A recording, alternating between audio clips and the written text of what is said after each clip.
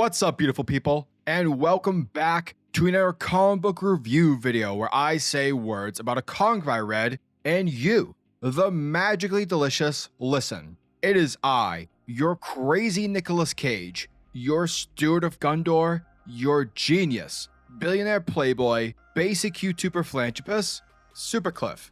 And would you guys be ever so kindly as to smash that like and subscribe button, because every little bit helps in this crazy, uncanny YouTube world. And today, guys, we are back at it with Shang-Chi versus the Marvel Universe, with Shang-Chi issue number 4, written by the majestic Jean Lewin Yang, with the pencils by Dyke Ron and the colors by Troiano Ferriel. And without further ado, let's get freaky. Alrighty, folks, so we start off this issue by entering this dream. This recurring mystical dream that Shang-Chi has been having, which is apparently the 4th night in a row. And every time this dream occurs, dude sees the same exact thing each and every time. That being Shang himself standing in front of the original House of the Deadly Hand, which in real time had disappeared from China many years ago. Hence also as to why Shang in the previous issue built a new house within the city of New York. NYC, baby. Now, what's also funky about these dreams is that whenever Shang enters the House of the Deadly Hand, he always sees a mysterious woman, conveniently cloaked in shadow, which, by the way, plot-wise, is super convenient, and she's always sitting in his father's throne, calling out for Shang-Chi. And so whenever this part of the dream occurs, Shang is always led to believe that this woman is in truth his sister, Shi Hao, aka Sister Hammer, whom we last saw in the previous arc, where she ended up getting defeated by Shang-Chi and has since then been declared MIA, missing in action. But also, whenever this part of the dream happens, it's also when the dream abruptly stops. And so because Shang deep down believes that these dreams are some kind of premonition, a sort of calling, he confronts Master Ling about them. Now, remember folks, though we haven't seen Sister Hammer since the ending of the previous arc, Sister Hammer is still considered to be the 5th part of the 5-Weapon Society. So basically she's the missing piece, since the group is currently at 4. And with this being the 4th dream in a row for Shang, we are told by Master Ling that among their culture and along with various other Eastern cultures, the number 4 represents death. And so with all these 4s popping up, it's not a good sign. Therefore, from Master Ling's analysis, he believes that Sister Hammer is trying to communicate with her brother. However, upon Master Ling performing a sort of memory spell in order to make sure that his theory is correct, he discovers that within Shang's dream, the weird cosmic sky that's featured within it, well, it wasn't just there for the cliche dream setting but rather because the original House of Deadly Hand is trapped within a negative zone. Therefore, this begs the question, how the hell did it end up within a negative zone? Now, Shang-Chi, he's a pretty capable person. He's the master of Kung Fu. However, he is not the master of the negative zone. And so because he needs someone's professional opinion, Shang-Chi ends up calling up Mr. Fantastic for some professional advice. And when telling Reed that he needs to get to the negative zone, believing that his sister is trapped within, Reed initially is willing to help. But once Chang mentions Master Ling, his sorcerer, Reed is like, hell no, sorry Shang, but yeah, I cannot help you. Now, this isn't because Reed hates magic or anything of that nature. It has more to do with the fact that regarding the 5-Weapon Society, and with Shang having taken over, Reed just doesn't feel comfortable helping Shang-Chi with it, which, in effect, benefits an organization that possesses a nefarious reputation. Therefore, with Reed turning down Shang, we later see Shang and his 3 siblings, disguised as your everyday tourists, visiting the Baxter Building, the home of the Fantastic Four. Because if Reed isn't willing to help, then Shang-Chi and his family will have to reach the negative zone via a stealth-like approach. Now, at this point in time, the Fantastic Four are currently off-world, doing something science-y or something. Therefore, the team's absence provides Shang and his family an easy chance to sneak in and to approach Reed's laboratory. Now, another thing to keep in mind is that the group, via the resources of their organization, they possess the blueprints detailing the Baxter Building, thus allowing the group to easily find and locate certain machines that they'll need in order to venture through the negative zone. And, let's be honest, mostly everything that's located within Reed's lab is stuff only Reed himself can possibly comprehend. Thus, with his possession of intel, Shang-Chi finds a machine that will take him to where he needs to venture to.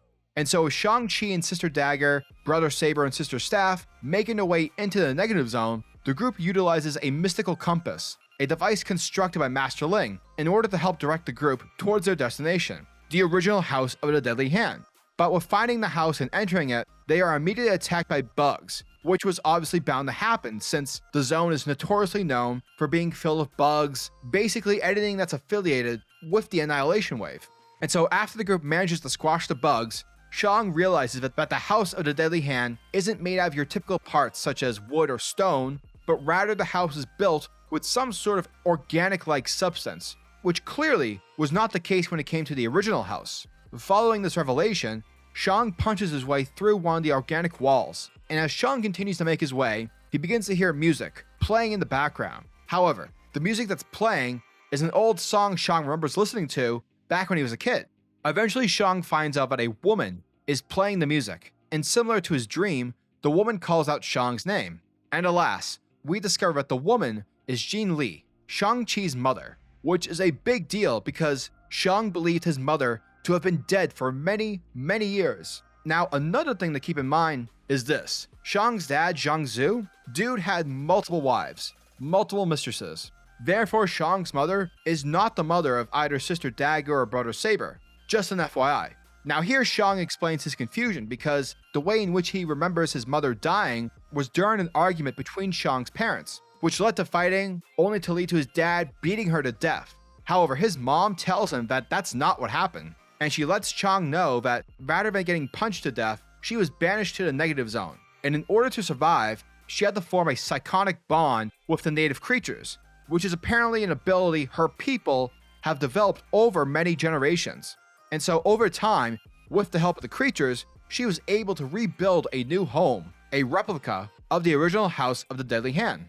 Afterwards, Shang and the others make their way out of the negative zone, returning back to the Baxter building.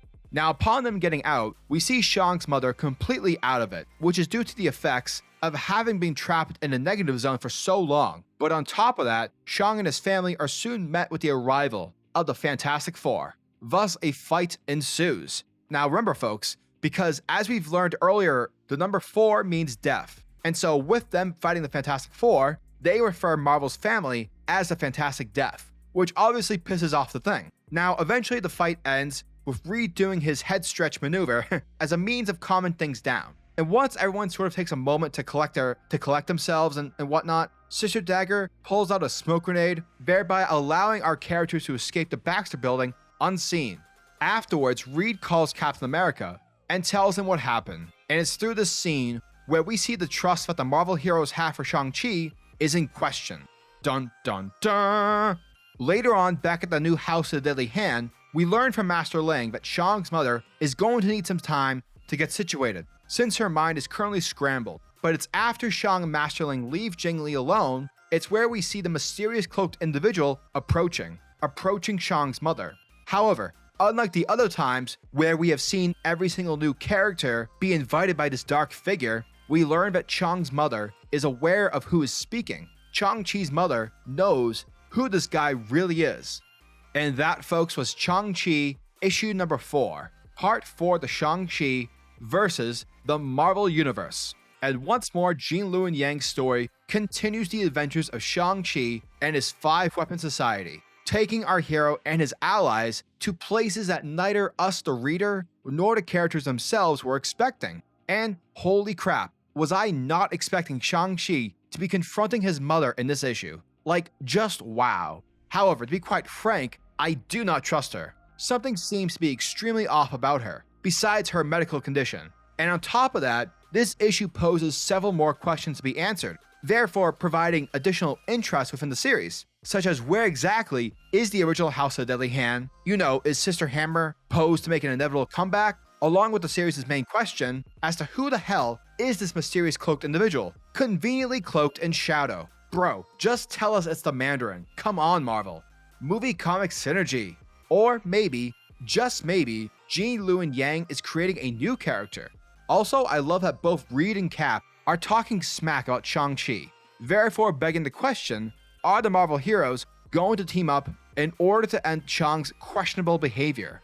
The art by Dai Kron continues to work extremely well with Jean Lewin Yang's storytelling, but it's the colors by Triana Farrell that brought the hype game to me, especially Chang's dream sequences, along with every single panel taking place within the negative zone. Overall, Shang-Chi issue number 4 continues the fun and the intrigue with this Shang-Chi story, while still making the story about Shang-Chi, with the heroes like Spider-Man or the Fantastic Four only to show up because of circumstance. Basically, folks, Shang-Chi is going on a global Marvel tour, reminding us that this master of Kung Fu is a hero who's here to stay and to make a statement. And to that, I say, fuck yeah. Shang-Chi issue number 4 gets a sexy 9 out of 10.